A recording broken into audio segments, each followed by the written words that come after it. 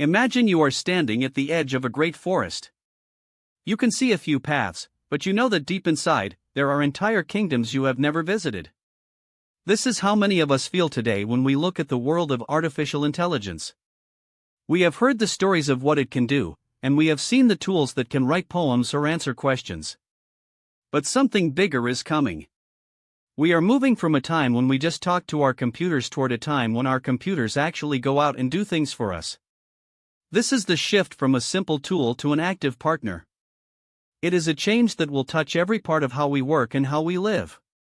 We are entering the era of the agent. This is not just another update or a faster processor. It is a fundamental change in our relationship with technology.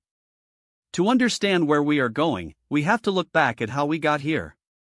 In the past, technology was something that required intense focus and very specific skills. Think about the early days of computers. If you wanted a machine to do something, you had to speak its language perfectly.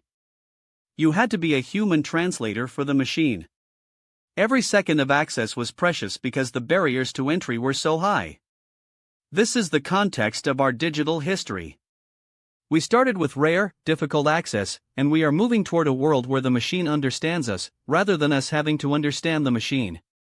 This journey is not just about power, it is about who gets to use that power to build their dreams.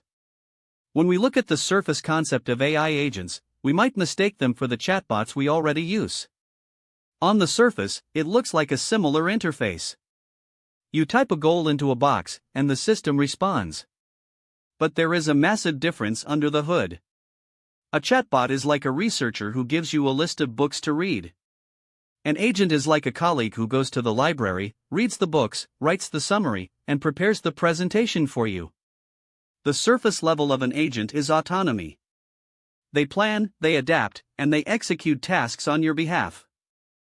They don't just suggest, they act. This is a powerful step forward, but it is also where we encounter our first big hurdle. We have to learn to trust a system that is acting without us watching every single move. This brings us to a hidden assumption that many of us hold about technology. We often assume that for a machine to be useful, it must be perfect.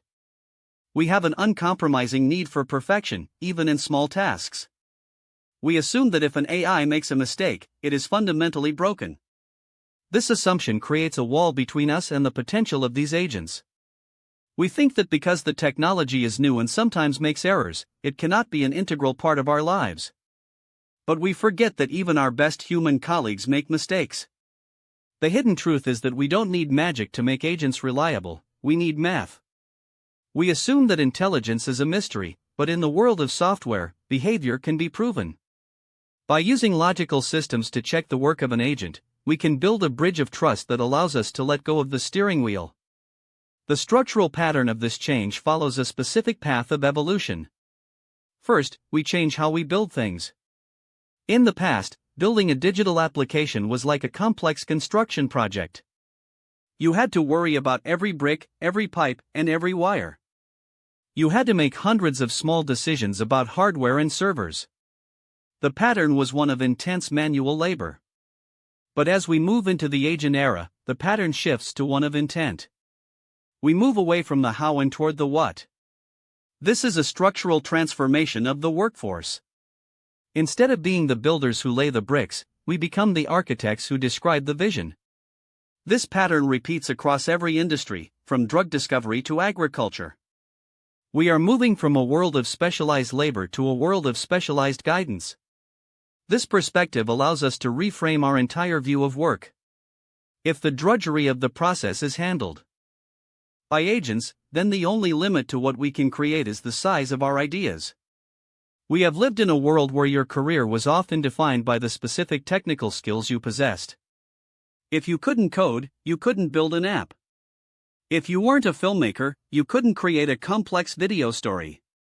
But agents are lowering the bar for everyone. We can reframe the AI agent as a world-class assistant that is available to anyone with a goal. This means that success is no longer determined by your resources or your headcount, but by your ability to think big and describe what you want to achieve.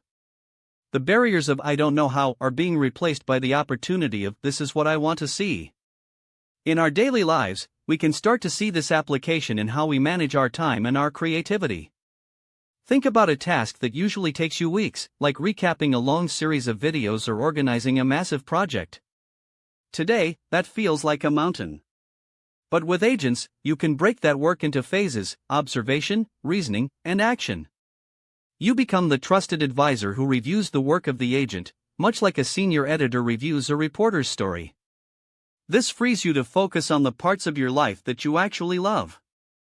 You can apply this by looking for the repetitive, soul-crushing parts of your day and imagining what an agent could do if it understood your goal. We are moving toward a future where we spend more time on the story arc and less time on the individual frames. This is a spacious way to live.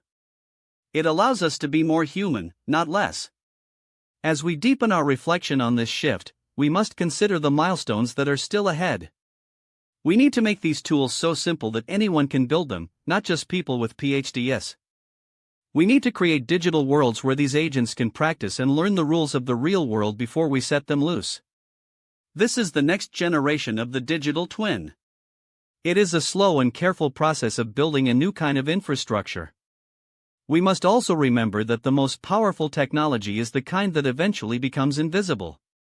Just like the electricity in your walls or the internet in the air, agents will eventually become a quiet, helpful layer of our existence. They will be there when we need to find a breakthrough in medicine or when we want to start a new company in a single afternoon. The optimism for this future comes from the fact that it is not being built by a few people in a lab, but by all of us through our choices and our dreams. We are all moving toward a moment where the 10 minutes of access we once craved will become a lifetime of possibility. The future is a menu of choices, and we are the ones who get to order. We are the ones who will decide what is worth building and what kind of world we want to inhabit. The agents are just the hands, we are the heart and the mind. As we stand at this threshold, it is worth asking ourselves what we will do with all the time we are about to get back. If you had an army of perfectly loyal and intelligent assistants ready to work on any project you could imagine, what is the one big, beautiful dream you have been putting off because it felt too difficult to build alone?